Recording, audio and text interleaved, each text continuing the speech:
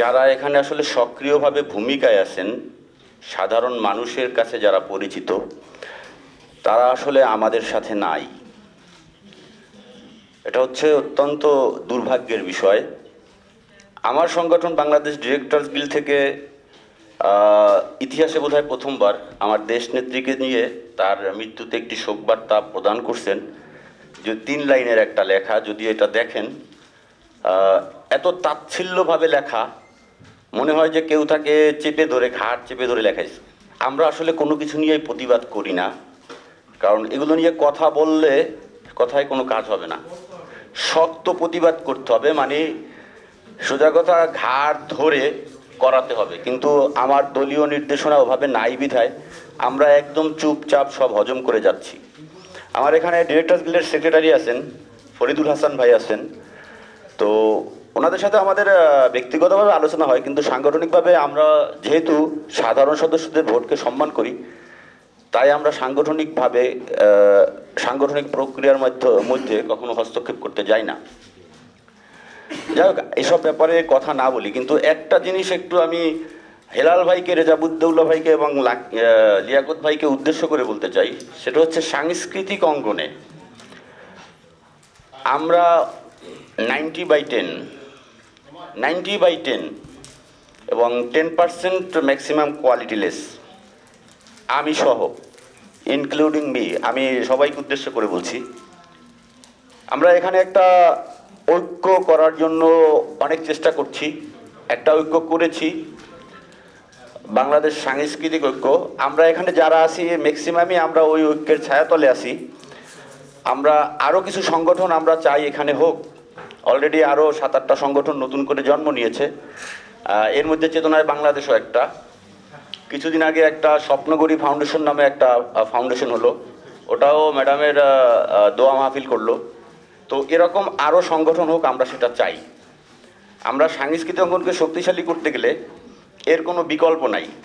কিন্তু theatre base, যেখান থেকে আমরা মেধা, মনন, প্রজ্ঞায় সার্বজনীনভাবে স্বীকৃতি পাবো, এরকম কর্মী তৈরি করতে পারবো, এরকম কিছু থিয়েটার বেজ কাজ আমাদের হাতে নেওয়া দরকার। এই পদক্ষেপগুলোর অবশ্যই এটা ব্যাকিং দরকার, এগুলো ফাইন্যান্স দরকার, পরিচালনা পর্ষদ দরকার, যেটা দলীয়ভাবে না হোক, ব্যবসায়ী মহলের একটা অংশকে দিয়ে হলেও ওই ফাইন্যান্সগুলো না করালে এখানে আসলে আমাদের জাতীয়তাবাদী চেতনার শিল্পীদেরকে ঐক্যবদ্ধ বা সক্রিয় রাখা কোনোভাবে সম্ভব নয়। আমাদের ওই জিনিসগুলো আসলে নাই। আমরা দীর্ঘ 26-27 বছর ধরে আমি এই সাংস্কৃতিক অঙ্গনে কাজ করে যাচ্ছি।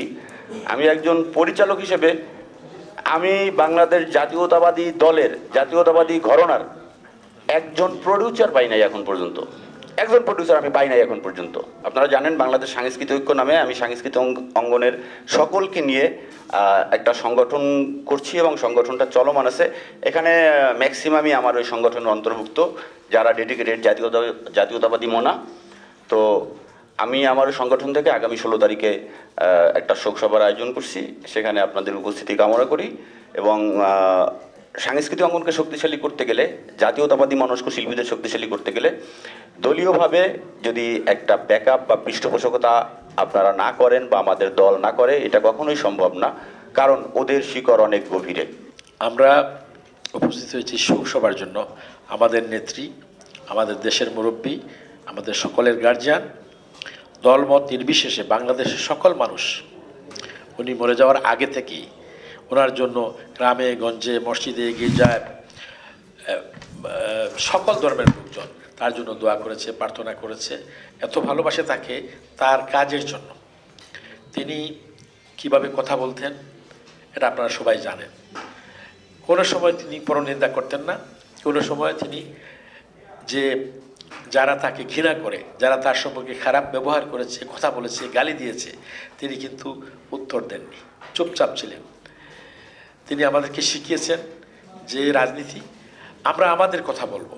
তো উনি সবসময় বলতেন, দেখো শহীদ প্রেসিডেন্ট জিয়াউর রহমান জাসাস যে লক্ষ্যে করেছিলেন, আমাদের সংস্কৃতি বিদেশে পাশের একটা বড় দেশ আমাদের অপসংস্কৃতি ঢুকিয়ে দিচ্ছে, এবং তারা এটাকে সবার আগে আঘাত করেছে।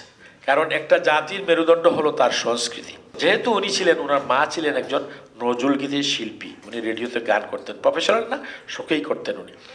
তো একজন শিল্পীর ঘর থেকে, তার পেট থেকে জন্ম, তার ভিতরে সংস্কৃতি তার ছিল।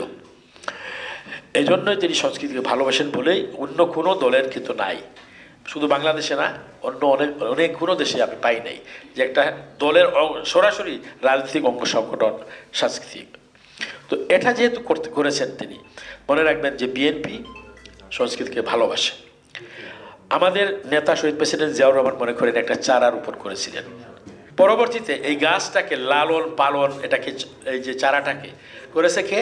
আমাদের এই আজকে যার নিয়ে আমরা কথা বলছি, সেই মহান ব্যক্তি বেগম খালেদা জিয়া। তিনি এই দলটাকে সবচেয়ে বেশি তিনি সময় দিয়েছেন দলের জন্য। প্রায় 8-9 বছর তিনি কিন্তু সংগ্রাম করেছেন এই স্বৈরাচার এরশাদের বিরুদ্ধে।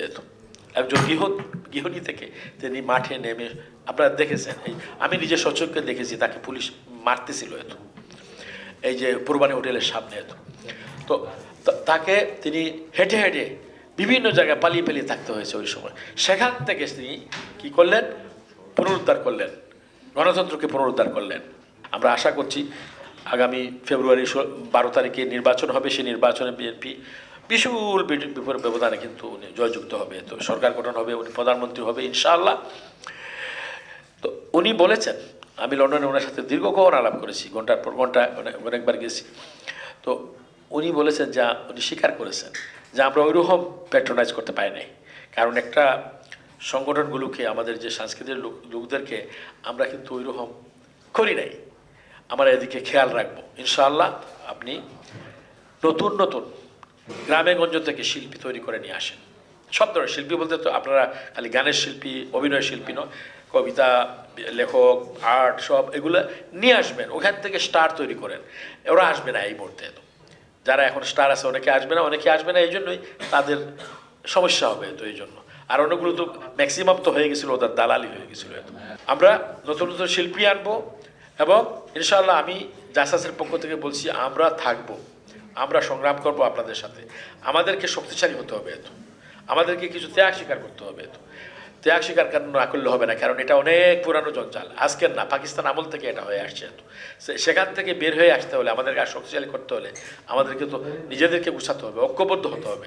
আমরা আবার নিজেদের ভিতরে যদি ভেদাভেদ সৃষ্টি করি, ঐক্যবদ্ধ না থাকি, তাহলে আমাদের শক্তিশালী হতে পারবো না। আমরা আমাদের নিজেদের স্বার্থ বাদ দিয়ে আমরা নিজেদের যে আমাদের সাংস্কৃতিক অঙ্গনকে শক্তিশালী করার জন্য আমরা সবাইকে নিয়ে আমরা কাজ করবো।